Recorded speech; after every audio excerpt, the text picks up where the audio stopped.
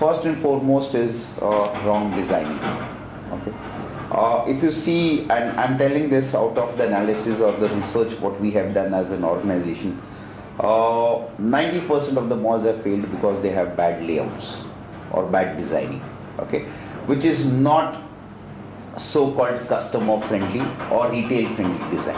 Okay, so when you said if you want to go to a grocery shop and you are out of a grocery shop, that is where a good design comes into this, saying to get into a grocery shop, am I allowing him to look at other stores also or not allowing him to even look at the other stores?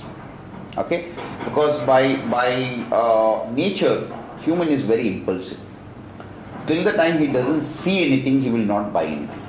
So how do you circulate your customer within the mall so that he is able to at least make up his mind, if not buy, saying okay, next time I need a good shirt, I'm going to come here, or next time I need a sports shoe, I'm going to come here. So even if you're selling him mentally, you're allowing him to come back to you. Most important.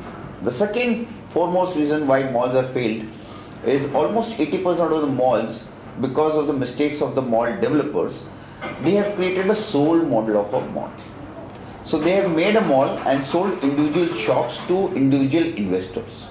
Now by selling off them, he's washed away all his responsibility from that shop or from the responsibility of the mall per se.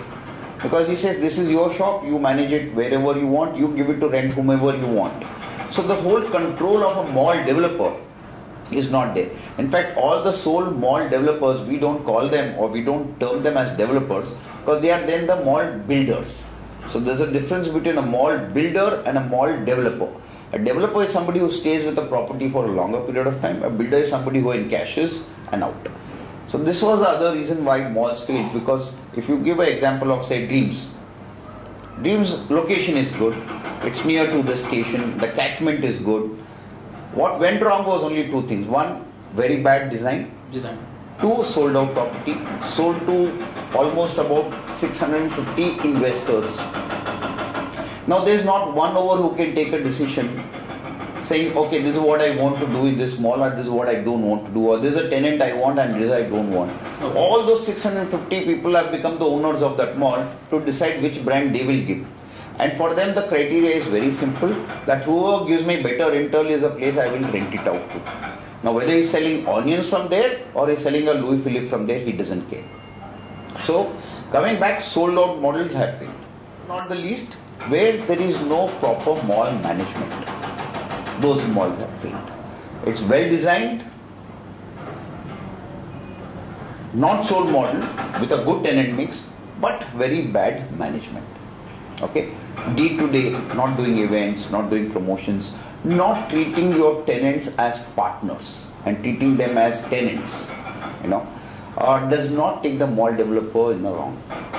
So typically I would say in India, there are only three reasons why malls have failed. Okay, there may be 100, but these are the top three, I would say. But Susil, there is also a point where, there are lots of malls which were doing fantastic till date, but suddenly there is a slump. No, because of these three, yeah. Nirmal. Yeah. It was awarded, it had even won awards. And it was a fantastic experience. Suddenly the thing has gone, the charm is gone. Why would that happen? No, again, I will reiterate this to the same last three reasons. Okay. Now, for example, a classic example of Nirmal Lifestyle. Okay, it survived till the time there was no competition. So whatever I may talk about design or sold out model or bad management, Nirmal had all the three. But it did not have competition, so it survived. The moment competition came on left and right both, it died. Okay. So what we look at is, for us, success is not whether you are successful for 1 year or 2 years. That is not life of a mall. A life of a mall is 20 years. So you have to be successful for 20 years to be called successful. Okay. Susil, there is also another similar, we were talking to a mall manager. Basically, he was a freelancer and he was a foreigner, by the way. I forget his name. He was saying that experience is something which you should not bank too much upon. What happens is experienced people will come for once, twice, but you can't hold that experience forever. People will not, the footfalls will not come because you have the same experience again and again. Now, you would agree to that or you wouldn't? I would definitely not agree to it. Okay. Because I think experience is the only differentiator between one store and another store, one mall and another mall. Product wise, if you look at any mall in this country today, 80% of the product offering or the brand offering is almost same or similar. Okay, you have the same brand across India. Okay, so no more a tourist is going to Delhi for shopping. Okay, because he knows in the malls in Delhi are the same brands as mall in Bombay. So as a tourist, I'm not good. What will draw me there is the experience. What I go through there while shopping. And that is what has to be unique with every mall, I would say. That experience is what is going to pull you into that mall again and again. So experience, I would say, is a very, very fundamental and a very important part of your shopping experience from a customer's point of view. As a customer, you will realize that you like a certain mall. You may not know the reason why you like it. And 90% of the time, it's only because the experience or the ambience which is there in that mall is giving you that safety, that security, that friendliness of inviting you again and again. So experience is very, very critical. How much would you give to the pricing that now has become so competitive, especially after the online retail has completely eaten up so many of the existing malls? See, pricing, I'll tell you, is very important. I mean, not trying to say, and because India is a very cost-sensitive market, and I think if the prices have come down, it's a fantastic thing. I think our customers, retailers, all of them should be happy. For a retailer, bringing down the pricing means bringing out his margins, which means he has to become more and more efficient. So as an economy, we are moving into a more efficient management of things or the consumer durables than anything else. So I think bringing a lot of competition will only put pressure on all of us to become more and more efficient. And that is what we should be all working towards, because efficiency is going to make the difference. Susil, Dungarwal, even foreign mall chains like Walmart, they always build the back end first and then the front end. Do you think Indian developers make the mistake of putting the cart before the horse, building the mall first and then looking after the back end? That is what they do actually, unfortunately. I can show you, and one of my reasons why I said, when I said bad design, also meant that they don't actually, they go and see the front of the mall, what they can see, they don't understand what are the logistics behind, what are the loading, unloading bays required, where is my machinery going to sit, where are my HUs going to be there. I mean, no infrastructure planning is done. So they only go by and typically, the look and feel is, typically Indian architects will show you one wow looking facade of the mall and the developers say, wow, mast mall hai, bana do. Whereas mall is what is inside, not what is outside. When I say inside, not only from the layout but also from the infrastructure. And that is what most of the mall developers have not looked at. Now I would say many of them have gone through the learning curve. Slowly they are realizing and understanding that these are important factors for the success of a mall. And on the curve of learning, I would say, but a long way to go still.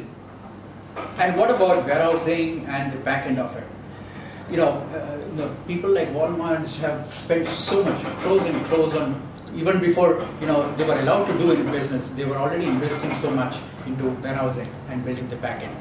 See, in retail, back end is your backbone of the business. Okay, whether it is Walmart or I'll give you a classic example of McDonald's, who is already there in this country. Before even they set up or opened their first outlet, okay, 5 years before that they started working backwards, right from doing contract farming to the kind of potatoes what they would grow, okay, and what is the sweet content of the potato. That is a kind of backward integration they have to work on. Logistics, how many days will it take for me to move my potatoes from my field to my freezing points, things like that. So there's a lot of hard work which you have to put into this, and which is why we say retail is all about the detail. The more the detail you get into retail, the more successful you can be. Okay. Susil, Dungarwal, there is also another very interesting aspect of it is the cold chain. I guess it was Musk which said that India is the second biggest banana producer, but we still don't have a proper cold chain for it. Well, Brazil, which is the leading one, has everything set up, and that is also why they have the largest export market for it. Now, do you think that is another big area that we need to look into, the cold chain part of it? Yes. See, unfortunately, I would say India as a country, we lose out on almost 40% wastage on our plantation or growth of agriculture because of not having a proper cold chain. Okay. So almost what is grown and what is consumed or what is purchased, I would say, not even consumed, at the customer level itself, we are losing almost 40% wastage. Mm-hmm. If we can save this 40% wastage by putting in proper cold storage management, I think there is a huge cost efficiency which will come in place. And cold storage in India, I would say, is at a very nascent stage and available only in certain pockets. We need to develop this drastically, and this can help reduce our expenditure and cost to a great extent, and will actually result in the prices coming down, which is not happening today. Absolutely. Yeah. Now there are 3 points here I wanted to ask you about. One is, what are the policy changes that you, as you are perfectly placed for that, you would get into problems of policy which can be changed, government policy, where so many things can change and can bring about better business for organized retail. What are the policy changes that you think should be from anything? It could be from municipality to state to central. I think first and foremost, if the government wants the retail industry to grow, I think they have to declare retail as an industry. Because today, if we expect any retailer to invest in his supply chain or is in cold storage or anything, he needs money. And since retail is not a classified industry, getting any kind of a funding from either from banks or anything becomes a very difficult thing. So probably if the government declares retail as an industry, I think there can be a great amount of funding which will come, which is needed for the growth of this industry. 2, I think somewhere government has to create some kind of a SOP or a benefit for the so-called organized retailers or the mall developers, so that will give them an incentive to grow their business and to increase this. Because end of the day, good shopping centers are major tourist attractions worldwide. Sure. If you see some of the best retail destinations in the world, they are meccas of retail shopping, and people go there only to shop. Okay, so shopping can be a great tourist attraction, and especially in a country where shopping can also become one of the tourist attraction, because we have other millions of things, right from our palaces to resorts to mountains to desert to, name anything in the world and we have it. The beaches to everything. We have the best of everything. What lacks today, I would say, is shopping as a destination or shopping as an attraction. So if the government can create a platform by giving advantage to retailers and mall developers, maybe it's a tax benefit, maybe this, it can do a lot of good to the industry. 1. 2, as an organized retailer, government has to realize that an organized retailer is a legitimate taxpayer than the unorganized guys who probably don't pay all the taxes. So somewhere, if the government encourages the organized retailers, they are at the benefit because there will be better tax collections.